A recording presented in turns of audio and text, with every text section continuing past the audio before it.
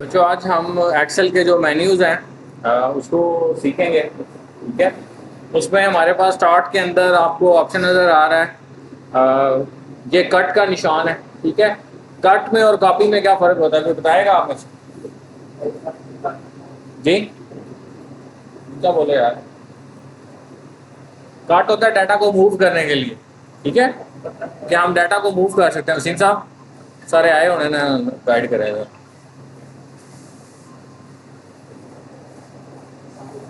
Cut होता है data को मूव करने के लिए कि हम डाटा को किधर मूव करना चाह रहे हैं। ठीक है।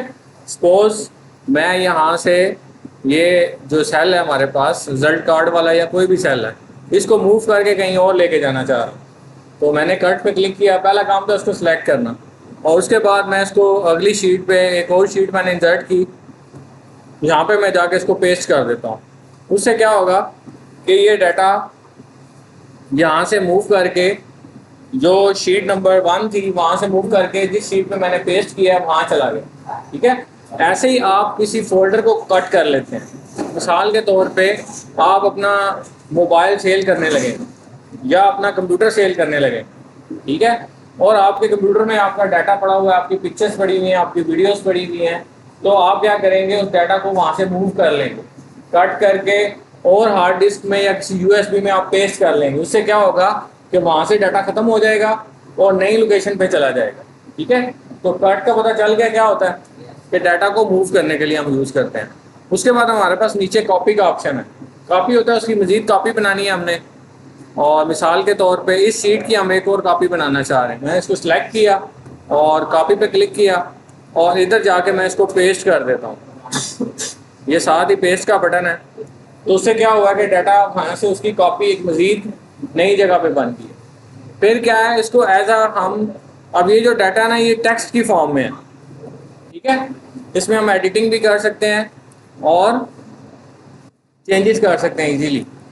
तो लेकिन जो इमेज की फॉर्म में डाटा होता है उसमें हम चेंजेस नहीं कर सकते। मिसाल के तौर पे इस डाटा को मैं पिक्चर के तौर पे कॉपी करना चाह रहा हूँ। तो उसके लिए हम क्या करेंगे इस डाटा को सिलेक्ट करेंगे और ये कॉपी के अंदर ही हमारे पास ऑप्शन है कॉपी एज पिक्चर का। ठीक है। तो अगर हम इस पर क्लिक करेंगे ओके और जब इसको हम पेस्ट करेंगे इधर मैं इसको पेस्ट कर रहा हूँ तो ये एक पिक्चर की फॉर्म में है। ये देखें ज़रा ये टेक्स्ट की फॉर्म में नहीं है। टेक्स्ट की फॉर्म में जब डाटा होता है तो वो क्या हो जाता है आसानी से तब्दील हो जाता है लेकिन पिक्चर एडिट करना आसान नहीं होता। ठीक है। पिक्चर के लिए फिर ये पिक्चर वाले टूल आ जाएंगे। सपोज इसको हमने फ्रेम लगाना है, कलर देने हैं, क्रॉप करना है। तो ये जब डाटा आपका पिक्चर की फॉर्म में होगा तो उस सूरत में ये हम इसको कर सकते हैं। ठीक है। तो उसके बाद नेक्स्ट हमारे पास होम स्क्रीन के अंदर जो ऑप्शन है वो है फॉर्मेट पेंटर का। तो फॉर्मेट पेंटर क्या होता है? पेपर किस क्लास के दिए हैं? मैट्रिक के। ठीक है। तो पेपर्स में बेसिकली होता क्या है कि आप लोग जब पेपर अटेंड करते हैं ना तो आप हेडिंग्स जो देते हैं वो सारी सेम स्टाइल से देते हैं। ठीक है। मार्कर यूज़ करते हैं ब्लू कलर की या ब्लैक कलर की। जितनी हेडिंग देंगे सेम स्टाइल से देंगे। ऐसे ही जब हम कोई असाइनमेंट बना रहे हैं, कोई नोट्स बना रहे हैं, अपना कोई प्रैक्टिकल बना रहे हैं, कोई हमें प्रोजेक्ट मिला हुआ है तो उसमें हमने सेम फॉर्मेटिंग समटाइम हेडिंग्स में यूज़ करनी होती है। तो उसके लिए हम फॉर्मेट पेंटिंग को यूज़ करते हैं। मिसाल के तौर पे आपने यहाँ पे जो फॉन्ट का स्टाइल यूज़ किया हुआ है वो कैलिब्री यूज़ किया हुआ है। मैं चाहता हूँ कि यहाँ पे ये फॉन्ट का स्टाइल हो और इसका साइज़ हो जाए 14। आप यही फॉर्मेटिंग मैं डिफरेंट जगह पे यूज़ करना चाह रहा हूँ, 50 जगह पे, 100 जगह पे। तो ये तो नहीं है कि हर दफ़ा मैं उसको सिलेक्ट करूँ और जहाँ से जाकर उसका फॉन्ट स्टाइल चेंज करूँ और उसका साइज़ भी चेंज करूँ। तो मैंने एक ही दफ़ा जाकर ये ब्रश का निशान है, ये वर्ड में भी आप लोगों के पास था। ठीक है। लेकिन आपने शायद गौर नहीं किया। तो इस पर हम डबल क्लिक करेंगे। जैसे ही डबल क्लिक करेंगे हमारे पास ये ब्रश आ गया। इस ब्रश को आप जहाँ जहाँ अप्लाई करते जाएंगे सेम स्टाइल सेम साइज़ वो वहाँ वहाँ पे अप्लाई होता चला जाएगा। और कहीं पे अप्लाई करना है, मिसाल के तौर पे इन पे अप्लाई करना है तो आप देखेंगे कि सेम स्टाइल वहाँ पे अप्लाई होना शुरू हो गया। ठीक है। तो इसको कैंसिल करना हो तो हम दोबारा ब्रश पे क्लिक कर देंगे तो ये ब्रश का निशान ख़त्म हो जाएगा। ठीक है। और किसी भी चीज़ को अनडू करना हो तो कंट्रोल जी का बटन होता है हमारे पास। कोई चीज़ गलती से डिलीट हो गई है, गलती से एंटर हो गया है, फॉन्ट का स्टाइल चेंज हो गया, कुछ भी हो गया है, तो लास्ट एक्शन को अगर हमने ख़त्म करना हो तो हम क्या करेंगे, कंट्रोल जी। क्या करते हैं जी, बंदे से कोई गलती हो जाए तो बंदा क्या करता है, तौबा करता है। क्या करता है, तौबा ही करता है ना, कि या अल्लाह फिर नहीं करूँगा। ऐसे ही क्या है कि कंप्यूटर में भी गलती हो गई है, कोई फाइल गलती से डिलीट कर दी है, कोई फोल्डर डिलीट कर दिया, तो क्या दबाएंगे, कंट्रोल जी, भूलना नहीं है। अच्छा, उसके बाद हमारे पास नेक्स्ट है पेस्ट का बटन। ठीक है, ये सिर्फ पेस्ट ही नहीं है, इसके अंदर हमारे पास ढेर सारे ऑप्शन हैं, वो उनको हम देखते हैं। सपोज हम इसको कॉपी कर रहे हैं, कंट्रोल सी कॉपी की कमांड होती है, और पेस्ट की कमांड क्या होती है, कौन बताएगा जी, पेस्ट कैसे करते हैं अब्दुल्ला, कंट्रोल वी के साथ। और कोई, हाँ जी, कैसे करते हैं पेस्ट, जी जी बी, हाँ जी आप बी आप, यार बाद में कर लेना ना, मैं पढ़ा नहीं रहा। कंट्रोल क्या होता है, पेस्ट किससे करते हैं, वी। अच्छा, कंट्रोल वी से होता है, किससे पेस्ट होता है, वी फॉर वैन। ठीक है, तो हम इसको सिलेक्ट कर रहे हैं, कॉपी किया हमने, यहाँ से हम कॉपी कर सकते हैं क्लिक करके, या ज़्यादा कोशिश करें कि शॉर्ट कीज यूज़ करें, कमांड यूज़ करें, कंट्रोल सी। और इसको मैं पेस्ट कर देता हूँ यहाँ पे, अगर सिंपली पेस्ट करना है तो मैं कंट्रोल वी दबा दूंगा। ठीक है, अच्छा एक अभी आप लोगों से सवाल करना है मैंने। अच्छा, ये मैंने आपके सामने कॉपी किया, यहाँ से सेलेक्ट किया और ये कॉपी के बटन पर क्लिक किया मैंने। ठीक है, और अब मैं इसको पेस्ट करने लगा हूँ। अब आपने मुझे बताना है कि इसको मैंने अगर सिंपली पेस्ट किया है, जैसे मैंने पेस्ट किया तो ये वैल्यूज नहीं आई, यहाँ पे क्या आ रहा है, क्यों आ रहा है, कोई बताएगा, कॉपी पेस्ट ही किया मैंने। क्या चीज़, अच्छा अच्छा ठीक है। बेसिकली जब हमने पेस्ट किया, वहाँ से जब हमने कॉपी किया तो वहाँ पे फार्मूला लगा हुआ था, तो जब हमने पेस्ट किया तो फार्मूला ही पेस्ट हुआ है। ठीक है, हमें तो चाहिए वैल्यूज। ठीक है, तो ये आप अगर देखें, जैसे इसमें मैं क्लिक करें, जिस सेल में जो लिखा होता है ना वो ऊपर शो हो रहा होता है। ये क्या नज़र आ रहा है यहाँ पे, इस सेल में क्या लिखा हुआ है, फार्मूला लिखा हुआ है। तो जब हमने यहाँ पे फार्मूला लिखा हुआ है तो पीछे क्योंकि इसके डाटा ही नहीं है, तो इसलिए क्या हुआ है कि वो हमें ये शो कर रहा है। तो इसके लिए हम क्या करेंगे कि जब हमने पेस्ट करना है तो हमने सिंपली इसको क्या करना है, यहाँ पे पेस्ट के अंदर हमारे पास ऑप्शन होता है पेस्ट वैल्यूज का, नजर आ रहा है। पेस्ट वैल्यूज जब हम करेंगे तो उस वक्त सही पेस्ट होगा। जैसे मिसाल के तौर पे अभी इसको कॉपी करता हूँ आपके सामने, कंट्रोल सी, और जब इसको मैंने यहाँ पे पेस्ट करना है तो पेस्ट के अंदर जाके मेरे पास ऑप्शन है पेस्ट वैल्यूज़ का। तो जब मैं वैल्यूज़ पेस्ट करूँगा तो उस वक्त जो उसके अंदर वैल्यूज़ होंगी, तो मिसाल के तौर पे नंबर लिखे हुए हैं, कोई टेक्स्ट लिखा हुआ है, तो वो पेस्ट होगा। अगर सिंपली कॉपी पेस्ट कर देंगे तो वो क्या करेगा, फार्मूला पेस्ट कर देगा, या आपने वहाँ पे कोई कंडीशन यूज़ की हुई है तो वो उस कंडीशन को पेस्ट कर देगा। तो ये भी आप लोगों ने थोड़ा सा ध्यान रखना है। अच्छा, उसके अलावा क्या हुआ कि ये जो डाटा लिखा हुआ था आपके पास कॉलम की शक्ल में, ठीक है, तो डाटा हमने कॉलम की शक्ल में लिखा। जब अपने टीचर को चेक करवाया, बॉस को चेक करवाया, बॉस कहता है ये जो कॉलम में डाटा है ना इसको रो में करना है। ठीक है, तो हमने ये नहीं करना कि हम दोबारा से शुरू हो जाए और उसको रो में लिखना शुरू कर दें, जैसे पहले सीरियल नंबर लिखे फिर उसके बाद। तो ये सिंपल हमारे पास आसान सा काम है कि इसको जब हमने पेस्ट करना है, सपोज यहाँ पे मैं इसको पेस्ट करना चाह रहा हूँ, तो पेस्ट के अंदर ही मेरे पास ऑप्शन है ट्रांसपोज का। तो आप देखें जैसे ही मैंने ट्रांसपोज पे क्लिक किया है तो जो आपके कॉलम थे वो किस में कन्वर्ट हो गए हैं, रोज के अंदर कन्वर्ट हो गए हैं। ठीक है, तो ट्रांसपोज का जो ऑप्शन होता है वो किस लिए होता है कि कॉलम को रोज में बदल देता है, और अगर रोज हो तो उसको किस में बदल देगा, कॉलम में। तो ये ट्रांसपोज का ऑप्शन भी आप लोग यूज़ कर सकते हैं। और उसके अलावा पेस्ट के अंदर हमारे पास और भी ऑप्शन अवेलेबल हैं, जैसे इसमें हमारे पास एज इमेज भी हम उसको पेस्ट कर सकते हैं। ठीक है, ये पिक्चर के तौर पे पेस्ट करने का ऑप्शन हमारे पास अवेलेबल है।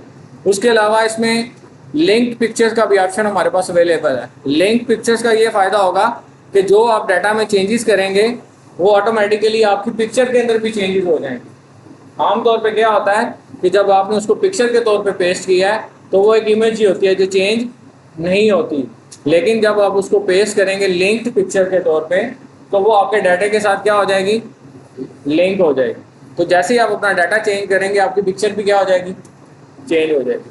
तो ये थोड़ी सी चीज़ें मैंने आपको सिर्फ कॉपी पेस्ट के अंदर और ये बताइए। उसके अलावा हमारे पास नीचे ये आपको छोटा सा बटन नज़र आ रहा है, क्लिप बोर्ड। ठीक है, आपने किसी ऑफिस के अंदर गए हो, प्रिंसिपल साहब का ऑफिस देखा हो, तो एक बोर्ड लगा होगा ऑफिस के अंदर जिसपे जो इम्पोर्टेंट टास्क हैं करने वाले वो उन्होंने पिन किए होते हैं उसके अंदर, ताकि वो उनको रिमाइंड आता रहे, याद होता रहे बार बार रिमाइंडर के तौर पे कि ये काम मैंने करने हैं, ये इंपॉर्टेंट टास्क है, ये हमारा गोल है, ये हमारा मिशन है, ये हमारे टारगेट्स हैं। ठीक है, तो हमारे पास क्लिप बोर्ड के अंदर बेसिकली क्या होता है कि जो डाटा हमें बार बार चाहिए होता है, जब आप ऑफिस में काम करेंगे आपके पास ढेरों डाटा होगा, ठीक है, काम करने के लिए कुछ ऐसा डाटा होगा जो आपको बार बार चाहिए होता है, तो उसको हम क्लिप बोर्ड पे रख लेते हैं। ठीक है, जैसे ही आप डाटा को कॉपी करते हैं, मिसाल के तौर पे मुझे ये जो टोटल मार्क्स वाला डाटा है, ये तकरीबन सब स्टूडेंट्स के जो टोटल मार्क्स हैं वो सेम ही होते हैं, ऑब्टेन तो डिफरेंट होंगे लेकिन टोटल क्या है, सेम होंगे। ये मुझे कई दफ़ा चाहिए, तो मैंने सिंपली कॉपी पे क्लिक करना है। जैसे हम कॉपी पे क्लिक करेंगे वो डाटा हमारे क्लिप बोर्ड पे आ जाएगा। ठीक है, अब ये डाटा मुझे एक नई शीट के ऊपर चाहिए, शीट नंबर 4 मैंने एंटर किया है। जैसे मैं इसके ऊपर क्लिक करूँगा वो डाटा वहाँ पे पेस्ट हो जाएगा। जैसे आप लोग वर्ड में काम कर रहे हैं, किसी इंपॉर्टेंट सिटी का नाम है, कोई प्लेस है, कोई एड्रेस है जो बार बार रिपीट हो रहा है आपके डॉक्यूमेंट के अंदर, तो बजाय इसके कि हम उसको बार बार लिखें तो हम क्या कर लेंगे, क्लिप बोर्ड को अनेबल कर लेंगे। यहाँ से आप क्लिक करें एक दफ़ा तो ये अनेबल हो जाएगा, एक दफ़ा क्लिक करेंगे तो डिसेबल हो जाएगा। तो ये इसलिए है कि वो डाटा जो आपको बार बार चाहिए, ठीक है, वो आप किधर रख लेंगे, क्लिप बोर्ड के ऊपर रख लेंगे। ठीक है, और जहाँ पे उसको आप पेस्ट करना चाहें आपने सिंपली क्लिक करके उस डाटा पे क्लिक करना है, वो डाटा वहाँ पे क्या आ जाएगा, पेस्ट हो जाएगा। समझ आ गई बच्चों? अच्छा, आगे हम चलते हैं। नेक्स्ट हमारे पास फॉन्ट चेंज करना, ये हम लोगों ने वर्ड में भी सीखा कि फॉन्ट का स्टाइल चेंज करना है, उसके अलावा टेक्स्ट का साइज़ बड़ा करना है और अंडरलाइन करना है, बॉर्डर्स लगाने हैं, तो ये हमने चीज़ें सीखी। उसके अलावा थीम कलर चेंज करना है, जैसे ये बैकग्राउंड है, इसका बैकग्राउंड कलर हम चेंज करना चाह रहे हैं तो यहाँ से हम जाके कोई भी कलर इसको दे सकते हैं। इसी तरह फॉन्ट का स्टाइल चेंज, फॉन्ट का कलर चेंज करना है तो ये आपके पास फॉन्ट का कलर है। अच्छा, उसके बाद नेक्स्ट हमारे पास क्या है, डाटा को सेंटर करना, लेफ़्ट करना, लाइन करना, राइट लाइन करना। तो जैसे मिसाल के तौर पे ये जो ए ग्रेड्स हैं ये हम चाहते हैं सेंटर्स में आ जाएं, तो हम इस पर क्लिक कर देंगे तो डाटा हमारा सेंटर हो जाएगा। ठीक है, अच्छा, उसके बाद मज़ीद नेक्स्ट है राइट अलाइन, लेफ़्ट अलाइन। ठीक है, जैसे आपने करना है जहाँ पे आप समझते हैं कि ज़्यादा अच्छा आपका डाटा प्रेजेंट हो रहा है। ठीक है, जो न्यूमेरिकल जैसे नंबर्स की फॉर्म में डाटा होता है तो उसको हम राइट अलाइन करते हैं। जैसे आप देखें ये डाटा क्या हुआ है, राइट अलाइन हुआ है।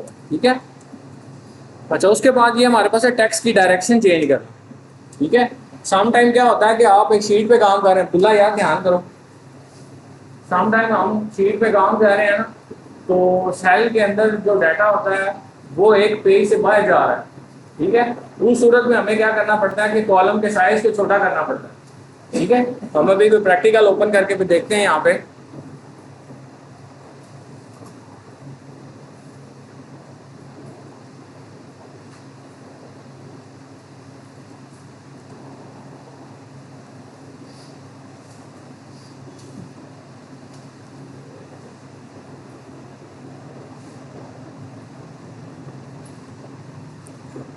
तो ये हमारा प्रैक्टिकल है, तो इसको हम इसका प्रीव्यू देखते हैं।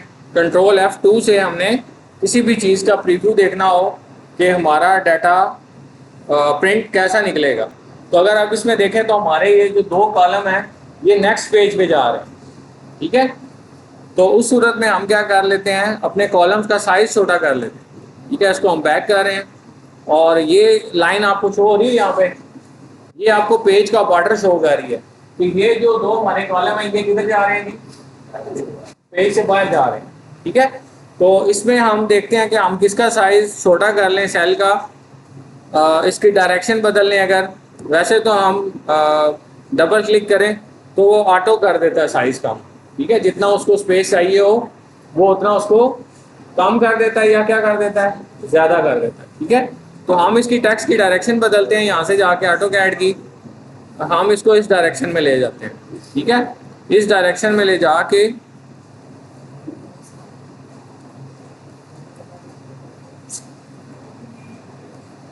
ठीक है, तो पढ़ा तो जा रहा है ना ऑटोकैड।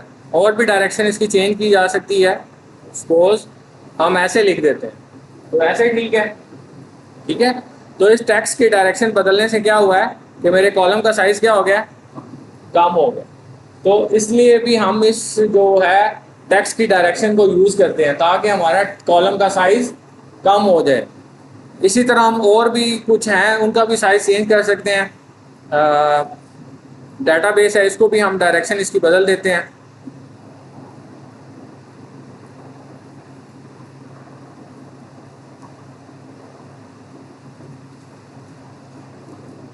ठीक है, ये भी हमने कम कर लिया इस तरह। और भी हम, तो ये बेसिकली किस लिए है जी, टेक्स्ट की डायरेक्शन को बदलने के लिए। तो इससे आप टेक्स्ट की डायरेक्शन बदल लेते हैं। उसके बाद हमारे पास नेक्स्ट है रैप टेक्स्ट करना।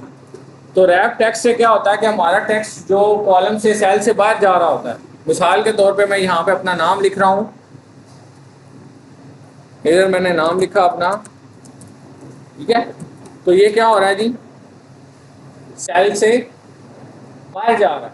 ठीक है, तो इसको एक सेल के अंदर अगर मैं शो करना चाहूँ, एक बॉक्स के अंदर, तो हम क्या करते हैं, रैप टेक्स्ट कर दे।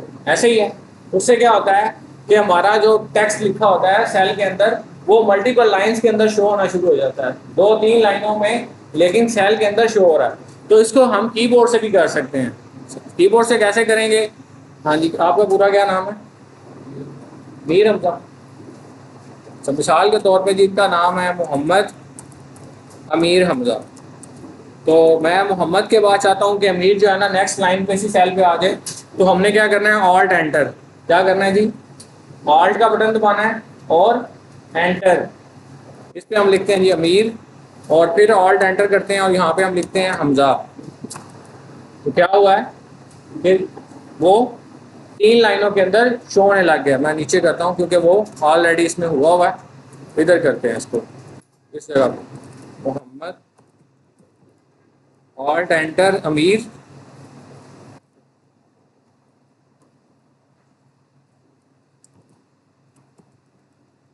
और फिर ऑल्ट एंटर हमजा।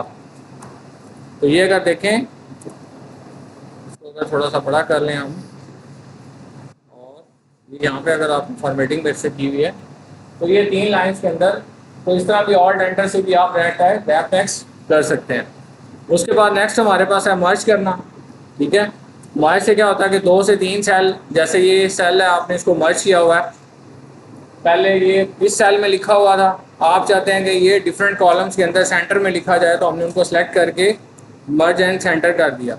और मिसाल के तौर पे हमारे पास एक नेक्स्ट क्या था, इसको अनमर्ज करना हो तो दोबारा इस पर क्लिक कर देंगे तो वो क्या हो जाएगा, अनमर्ज हो जाएगा। और उसके अलावा क्या है कि मुझे 3 लाइनों को इकट्ठे मर्ज करना है।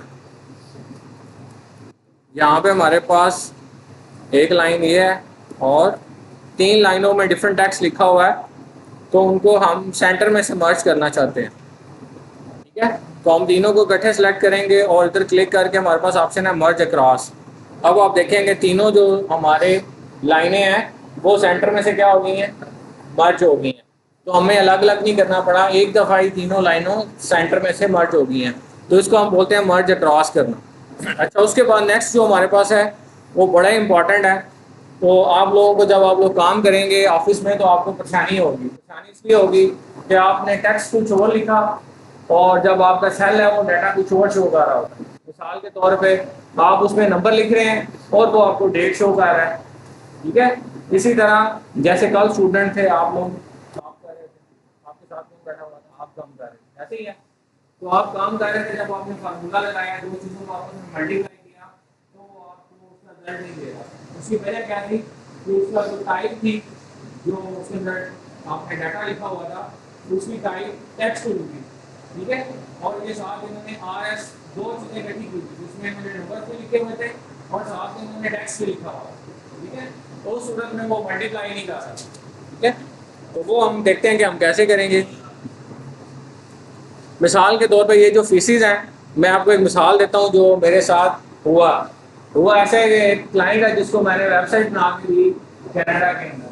ठीक है, उससे मेरी बात हुई $2000, इसमें मैं आपको काम कर रही हूँ। तो बात तय होगी, वेबसाइट बना के दे दी उसको, और उसके बाद जब उसने पेमेंट की तो वो 15,000 पे काम की पाकिस्तानी रुपये में। तो मैंने उससे कहा, मैंने कहा यार मैंने तो आपसे $2000 की बात की थी, तो आपने कहाँ पेमेंट किया?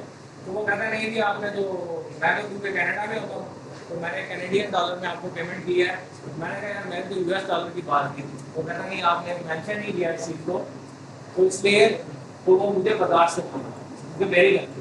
ठीक है, तो ऐसे ही जब हम किसी इंटरनेशनल क्लाइंट को बिल देंगे, जैसे एक्सेल में आप लोगों ने बिल बनाना सीखा, तो अकाउंट्स पे काम होता है एक्सेल के साथ, तो हम उसके साथ करेंसी की अलामत मेंशन करेंगे कि ये कौन सी करेंसी है। ठीक है, मिसाल के तौर पे ये जो आपने प्रैक्टिकल किया हुआ है इसके अंदर फीस शो होगी, तो ये फी अगर शो मेरा इंटरनेशनल स्टूडेंट हो जो ऑनलाइन कैसे स्टडी कर रहा है, तो उसको अगर मैं सेंड करूँ तो मुझे साथ करेंसी की अलामत लिखनी चाहिए कि ये किस करेंसी के अंदर है। तो ये जो फीसिस है इनके साथ मैं करेंसी की अलामत ऐड करना चाह रहा हूँ, तो मैंने इस डाटा को सिलेक्ट किया और सिंपली ये हमारे पास करेंसी की ऑप्शन है।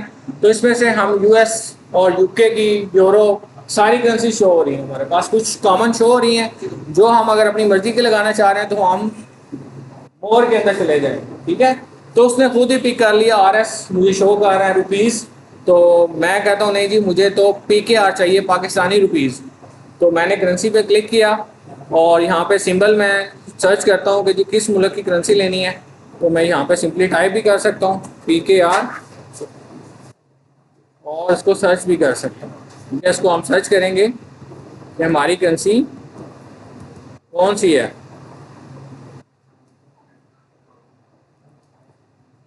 तो ये पाकिस्तानी करेंसी यहाँ पे है अवेलेबल।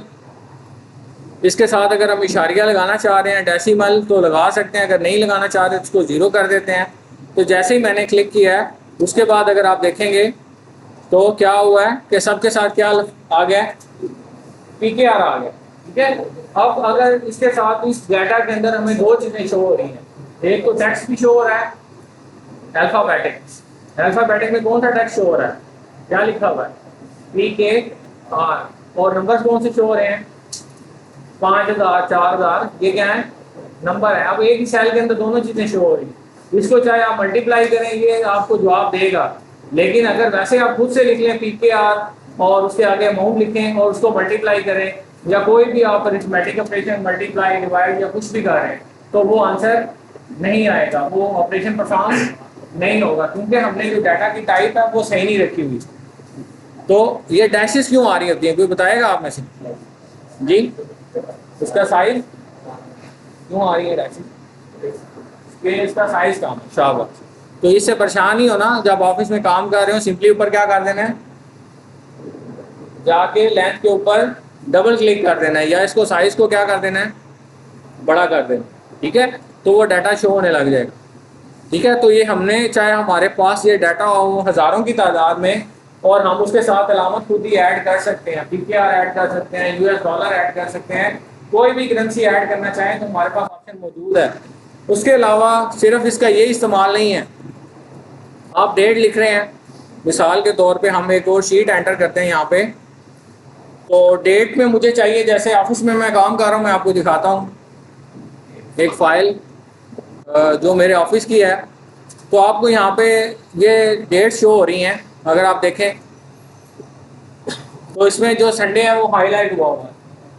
ठीक है, तो ये एक विजिट्स हैं, यानी कि जो रूटीन में हम लोग विजिट कर रहे हैं स्कूल के, आप रिजल्ट को चेक कर रहे हैं, उसमें संडे को जो है ना मैंने हाईलाइट किया हुआ। उसकी वजह क्या है, या अपना तो छुट्टी आज उसको हाईलाइट किया हुआ है, उसकी वजह यह है कि संडे को छुट्टी है। ठीक है, इसी तरह जो पब्लिक हॉलीडेज होती हैं या 10 की छुट्टियाँ होती हैं जो गवर्नमेंट अनाउंस करती है, वो भी तकरीबन हाईलाइट होती है।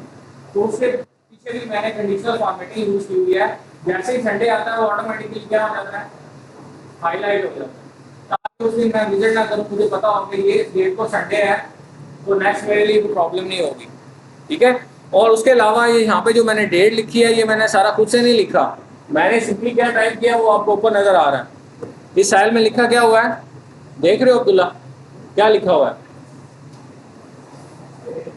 क्या लिखा हुआ है, लिखा गया 20/8/2023 और नीचे शो क्या हो रहा है, शो क्या हो रहा है नीचे यार, नीचे शो क्या, नीचे तो दिन भी नजर आ रहा है, ठीक है, नीचे दिन भी नजर आ रहा है, डेट भी लिखी हुई है, मंथ भी लिखा हुआ है, क्या लिखा हुआ है, क्लियर लिखा हुआ है। लेकिन एक्चुअली मैंने टाइप क्या किया है 20/8/2023, बाकी सारा कंप्यूटर ने खुद किया। कैसे किया उसने, अगर मैं खुद लिखने लग जाऊँ मुझे तो टाइम चाहिए ढेर सारा, डेट्स रोज की लिखनी हो तो एक्सेल ये काम खुद करता है। कैसे करता है ये हम देखते हैं। हमने सिंपली क्या कर देना है, जो हमें पैटर्न चाहिए डेट का, हमने इसके अंदर चले जाना है और यहाँ पे हमारे पास शॉर्ट डेट भी है, लॉन्ग डेट भी है, और उसके अलावा मोर नंबर फॉर्मेट में चले जाएं। यहाँ पे डेट्स के ऑप्शन के अंदर ये आपको सारे ऑप्शन शो हो रहे हैं, तो इनमें से जो आपको ठीक लगे, जो आप चाहते हैं कि आपकी स्क्रीन पे नज़र आए, आपने वो चूज़ कर लेना है। जैसे इसके अंदर डे भी है, मंथ भी है, डेट भी है और ईयर भी है, इसको मैंने चूज़ कर लिया, ठीक है, और उसके बाद ओके कर दिया। और यहाँ पे मैं टाइप कर रहा हूँ, क्या टाइप कर रहा हूँ जी, क्या लिखा है मैंने 20/8/24, ऐसे ही है। इसको एंटर किया तो क्या है 20 अगस्त 2000, और साथ में क्या लिखा हुआ है, ये भी लिखा हुआ है, ठीक है। तो ये मुझे किससे फ़ायदा हुआ है कि जहाँ से जाके मैंने उसकी सिंपली क्या कर दिया है, उसकी डाटा की टाइप चेंज कर दी है। और अगर इस डेट को मैं कंटिन्यूसली नीचे कंटिन्यू करना चाहूँ तो सिंपली मैंने इसको ड्रैग करते जाना है, तो एक्सेल क्या करेगा, ऑटोमेटिकली नेक्स्ट डेट्स लिखता चला जाएगा, तो मुझे लिखने की ज़रूरत नहीं है। एक्सेल का हमें जो मैंने आपको क्या स्टार्ट में बताया था कि जो हमारा घंटों का काम है ना वो मिनटों में हो जाता है। अब ये जो मैं आपको दिखा रहा था शीट यहाँ पे, अभी थोड़ी देर पहले मैंने आपको शो की है,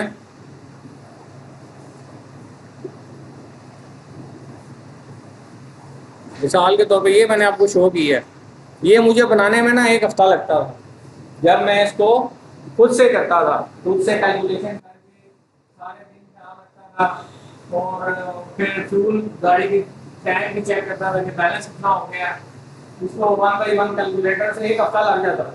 अब मैं वो आधे घंटे में करता हूँ, 1 महीने का काम कितने देर में करता हूँ, क्योंकि मैंने उस पर काम करके एक्सेल में शीट बना ली है, उसमें फार्मूले लगा दिए, जो सारा उसके अंदर प्रोग्रामिंग थी वो उसमें सेव कर दी है, तो वो ऑटोमेटिकली मेरा काम कंप्यूटर करता रहता है। मैं तो गलती कर सकता हूँ लेकिन कंप्यूटर गलती नहीं करेगा, क्योंकि उसके अंदर सारी प्रोग्रामिंग हुई है। जैसे आप लोग फार्मूले लगाते हैं तो उससे तो रिजल्ट आपको देने ही देना, आप गलती कर सकते हैं लेकिन एक्सेल गलती नहीं करेगा, ठीक है।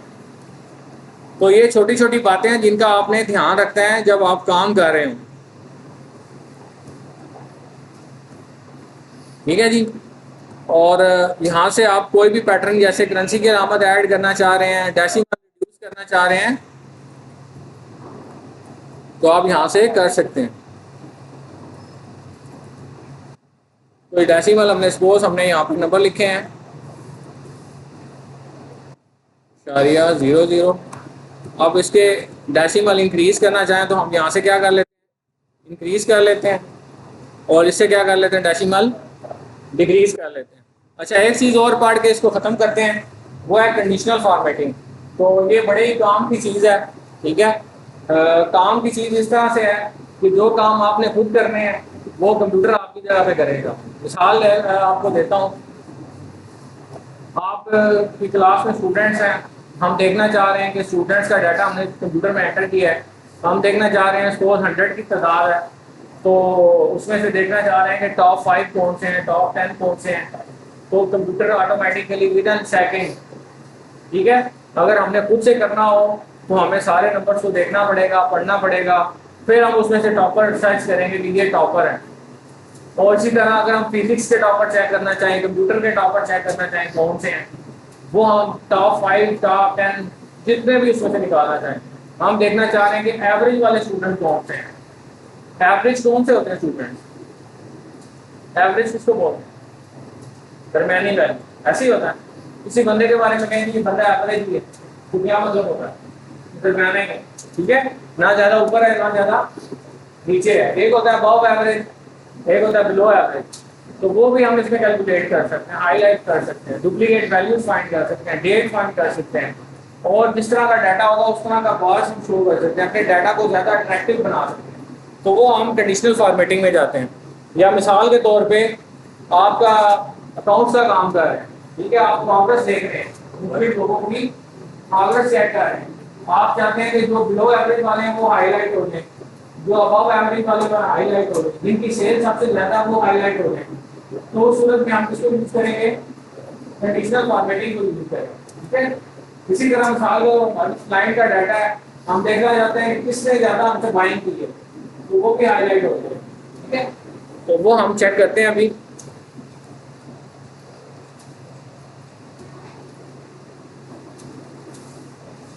हम चलते हैं अपने प्रैक्टिकल पे, और इसमें से हम स्टूडेंट्स के मार्क्स हैं तो इसको सिलेक्ट कर लेते हैं। जो ऑब्टेन्ड मार्क्स हैं या सपोज परसेंटेज है, इसको मैंने सिलेक्ट कर लिया, और उसके बाद हम चले गए कंडीशनल फॉर्मेटिंग। तो इसमें सबसे पहले हमारे पास कौन सा रूल है जी, हाईलाइट सेल्स। तो हाईलाइट सेल्स में सबसे पहला रूल क्या दिया हुआ है, ग्रेटर देन। मैं चाह रहा हूँ कि जो स्टूडेंट जिनमें आपके मार्क्स 70% से अबव हैं, ठीक है, वो हाईलाइट हो जाए। तो जैसे ही मैंने 70 के ऊपर लिख के ओके का दबाना है, तो ये वो सब्जेक्ट्स हैं जिनमें आपके मार्क्स क्या हैं, 70% से अबव हैं, उसको उसने क्या कर दिया है, हाईलाइट कर दिया। किस कलर में, रेड कलर में। हम अपनी मर्जी का कलर भी दे सकते हैं, हम चाहते हैं ये ग्रीन हो जाए, तो हमने जब इसको अप्लाई करना है तो हमने इसके अंदर हमारे पास ऑप्शन होता है, यहाँ पे ग्रेटर देन में मैंने किया है, तो ये मेरे पास ऑप्शन आ रहा है कि क्या करना है, मैंने उसको ग्रीन करना है, और मैं उसको कह रहा हूँ कि जिसमें उसके 90% से अबव नंबर है। आप देखें ये वो सब्जेक्ट्स हैं जिनमें इसके मार्क्स क्या हैं जी, 90% से अबव हैं, तो उसको उसने क्या कर दिया, ग्रीन कर दिया, हाईलाइट कर दी, शाबाश। तो इसी तरह हम आगे चलते हैं मजीद। लेस देन, सपोज मैं देखना चाह रहा हूँ कि क्लास में कौन से ऐसे स्टूडेंट हैं जिनके मार्क्स मिसाल के तौर पे 500 से कम है, तो वो हम वैल्यू देंगे, ऑटोमेटिकली वो क्या हो जाएंगे, हाईलाइट, ठीक है। तो इसका ये हमें फ़ायदा है। उसके बाद नेक्स्ट हमारे पास क्या है, बिटवीन, ठीक है। मैं चेक करना चाह रहा हूँ कौन कौन इसके दरमियान है, ठीक है, 70 और 80 के दरमियान कौन कौन से हैं, 500 और 700 के दरमियान कौन कौन से स्टूडेंट हैं मेरी क्लास में।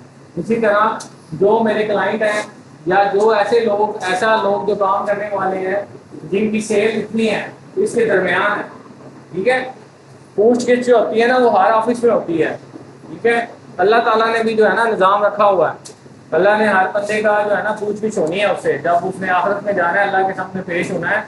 ऐसे ही जब आप किसी ऑफिस में काम कर रहे हैं या आपके अंडर जो लोग काम कर रहे हैं, तो आप लोगों ने उनको, आज के दौर में ऐसा नहीं है, आज के दौर में आपके पास टूल्स हैं, एक्सेल है, आप उसमें फार्मूले लगा के हर बंदे की चेक कर सकते हैं, उसकी परफॉर्मेंस चेक कर सकते हैं, उसकी कारकर्दगी चेक कर सकते हैं, तो उसके मुताबिक आप उससे पूछ सकते हैं, ठीक है। तो इन टूल्स को हम इसलिए यूज़ करते हैं। इसके अलावा इक्वल टू स्पेसिफिक, जैसे मिसाल के तौर पे कौन से ऐसे सब्जेक्ट हैं जिसमें उसके मार्क्स 95 हैं, ठीक है। या मिसाल के तौर पे मैं देखना चाह रहा हूँ जी, मेरे पास मंडी का ओपनिंग खैर का डाटा उसमें मिसाल, ठीक है, तो एक ही है, ठीक है। तो उसका वो सारे डाटे को सेलेक्ट करके उसको हाईलाइट कर लें, वो हाईलाइट हो जाएगा ऑटोमेटिकली। और इसी तरह अगर इसके अंदर हमारे पास है कोई डेट आ रही है, कुछ डुप्लीकेट वैल्यूज़ आ रही हैं, तो डुप्लीकेट वैल्यूज़ हम लोग यूज़ करते हैं जब हमने किसी को पेमेंट करनी होती है। तो हर बंदे की ना एक कुछ फील्ड ऐसी क्रिएट होती है, यूनिक होती है, ठीक है। हर बंदे का आईडी कार्ड क्या है, आईडी कार्ड नंबर क्या है, डिफरेंट है। हर बंदे के अल्लाह ने क्या बनाए हैं, फिंगर डिफरेंट है। आंखें क्या बनाई हैं, डिफरेंट। आंखों के अंदर जो करेक्टर है ना, वो हर बंदे के डिफरेंट है, ठीक है।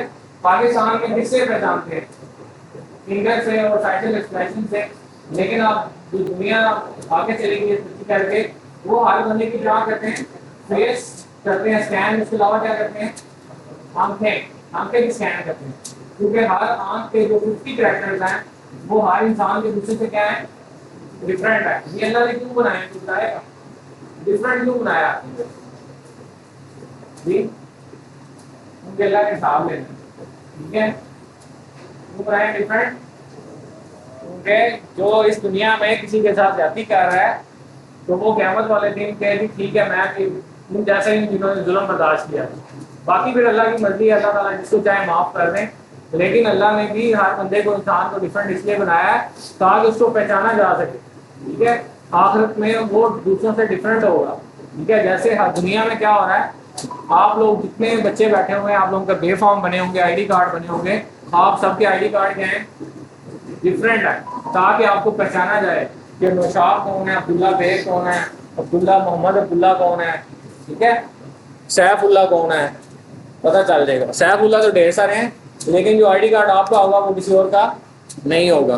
तो हम भी ऑफिस में जब किसी को, आजकल इतने अच्छे बंदे कोई नहीं है, आपने किसी को पेमेंट करनी है ना तो कंप्यूटर में सारी एंट्री होती है उसकी, तो हम लोग जो यूनिक फील्ड होते हैं जैसे आईडी कार्ड है उसके ऊपर चेक लगाते हैं। चेक क्या लगाते हैं कि उसमें डुप्लीकेट वैल्यूज तो नहीं है। मिसाल के तौर पे आप बैंक के जरिए पेमेंट कर रहे हैं तो आपने तो जस्ट बैंक को प्रिंट निकाल के दे देना, 2000 बंदों का डाटा है, तो आप 2000 बंदों का डाटा रीड तो नहीं कर सकते ना, आपको याद है कि इस बंदे का नाम 2 दफ़ा तो नहीं आ गया, 3 दफ़ा तो नहीं आ गया।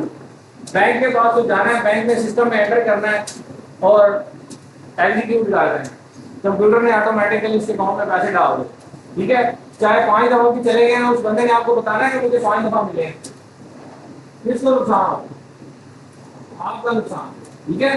तो इन चीज़ों से बचने के लिए हमारे पास ये सारे टूल्स हैं, हम लोग उस पर चेक लगा देते हैं कि जैसे ही डुप्लीकेट वैल्यू आएगी वो ऑटोमेटिकली क्या कर देगा, उसको हाईलाइट कर देगा कि ये बंदा दूसरी दफ़ा पेमेंट इसको हुई है, ठीक है।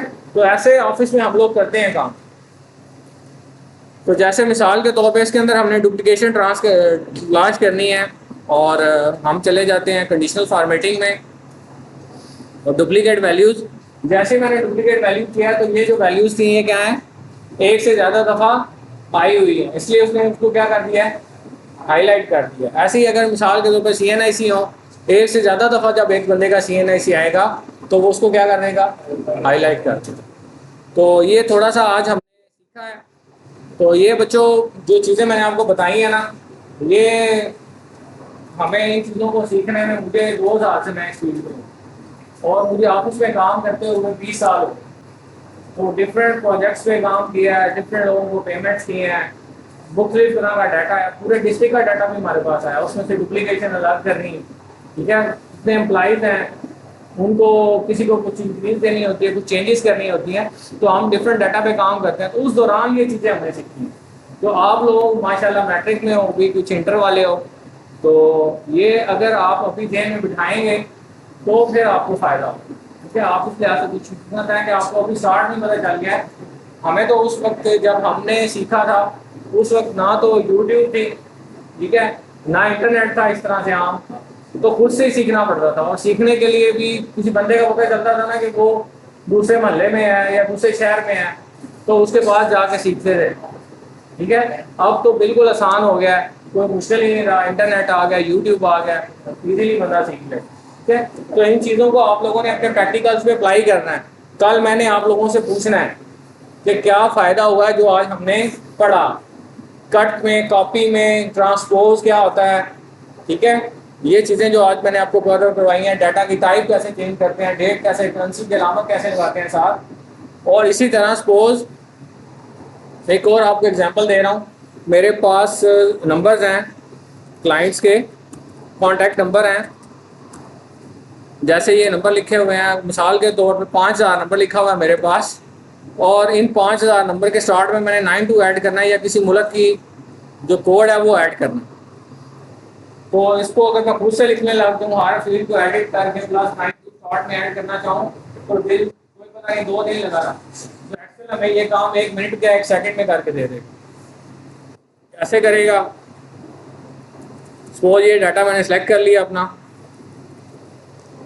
ये डाटा इसके स्टार्ट में 92 ऐड करना चाह रहा हूँ, तो यहीं पे इसी ऑप्शन के अंदर आपने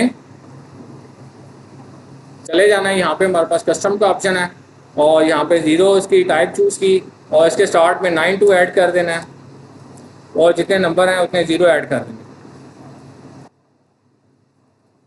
ओके, जैसे मैंने ओके दबाया आप देखेंगे सबके साथ स्टार्ट में क्या ऐड हो गया, 92 ऐड हो गया। जैसे ही मिसाल के तौर पर मेरे पास बहुत सारा डाटा हो, किसी के स्टार्ट में मैंने मिस्टर लगाना है या किसी के स्टार्ट में कोई और ऐड करना है या किसी के स्टार्ट में डियर लगाना है, तो हम सिंपली इन चीज़ों से इन टूल्स को यूज़ करके